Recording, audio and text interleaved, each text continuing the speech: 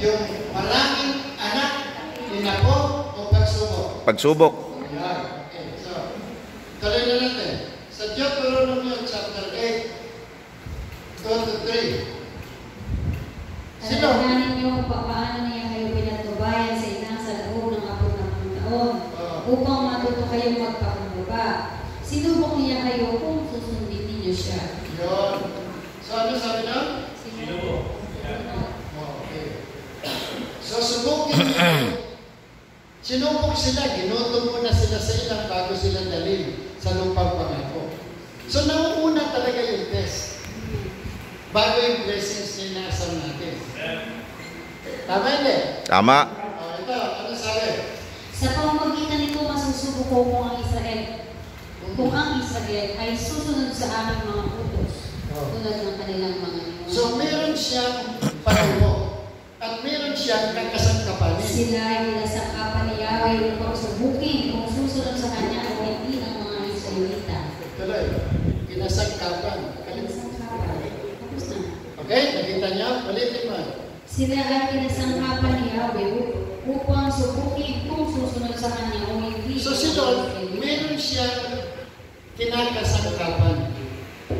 Meron siyang gagawin panubo bago tayo pagpalain. Tama? Amen. Ako, grabe pagsubok. Ako, Sister Red Cross. Wala lang ko si Nana Norma bilang. Mahal kami Nana Norma, di ba, Pastor Brian? Paborito natin yung sinigang na nakalabaw, di ba? Di ba? Si Nana Norma. Alam mo ba yan? Pinagsinusan pa si Nana Norma. Sabi niya, Pastor, pabihira. Kaya tanda ko na ito, pinagsinusan pa. Hindi mo alam, Sister Red Cross yan? Buti ka, di pinagsinusan. Sana may kagalit ka na. Naku po, walang pagsubok na dinaanan ko. Naku, grabe. Yan, tanongin niyo na sa Pastor Brian. Alam niyo yung buong pagkatao mo. Siya na lang tanongin niyo. Kung may kulang, siguro sa lang tanongin niyo, ano po? Ano yung palubog sa akin ni Lord? Okay? So, may kakasal ka pa rin. Ito matindi. 48 verse 10, Isaiah. Dito talaga ako sinubok ni Lord na matindi. Ano sabi? Sinubok ko kayo sa pamamagitan ng kahirapan. Kahirapan. Kung paano ang pila ay dinadala sa isa apoy, ngunit kayo nasubo. Okay, so gagamitin niya.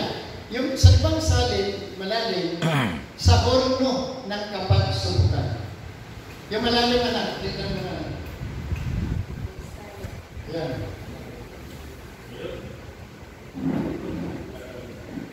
Yan, no? Narito dinalisa kita. Narito dinalisa kita. Ngunit hindi parang pila. Pinili kita sa horno ng kadalamhati. Sobra yung pagdadalamhati ko noon. Horno. Grabe, alam mo yun dyan. Bata ka pa, nakikita mo na yan. Sobra yung hirap yung pagdalamhati ko. Grabe yung pagsubok. Ikaw, di ba, alam mo yan? Purma-purma ka kasi. Yung damit nito, nilagyan ng asukal. Yung suot niya, yung damit nito, pinagatanan ka. Tapos sumikaw para mapalayas. Dito na po, pumatay ni Mayor Galvez. Natakot, balik sa kabato.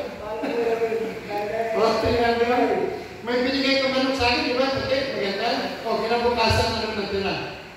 Wala, palahipo na. Nakaw mga kapatid, kung alam na pinagtahanan kong dalamhati, bago ko narating to, bago ko pinagkatiwalaan nila ng ganito. Grabe! Kaya nga kung sa inyo, baka nabaliw kayo.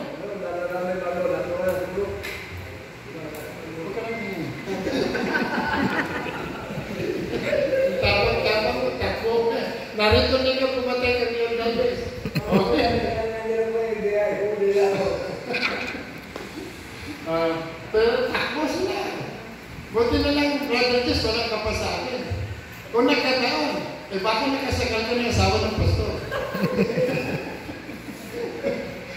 Sobra po yung pagdalamhati doon yan.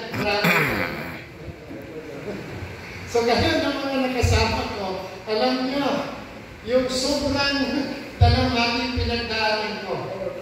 Yun pala, training ni Lord. Kaya ko walang sama na Lord. Kasi kinasangkapan sila. Amen. Para hubugin ako. Yes, that's Para ako dalisayin. Kaya wala talaga akong sama na Lord. Puro pagpapasalamat. Kasi hindi ako naging ganito, kundi dahil sa mga yan. Amen. Amen. Ang kailangan, 1 Corinthians 10:13. Tingnan niyo ito. Wala pang pagsubok. Wala pang pagsubok na dumating sa inyo na di dinanas ng lahat ng tao.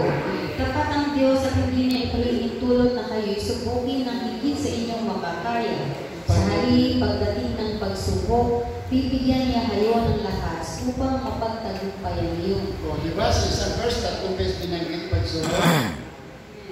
Wala pang pagsubok na dumating sa inyo na hindi dinanas ng lahat ng tao.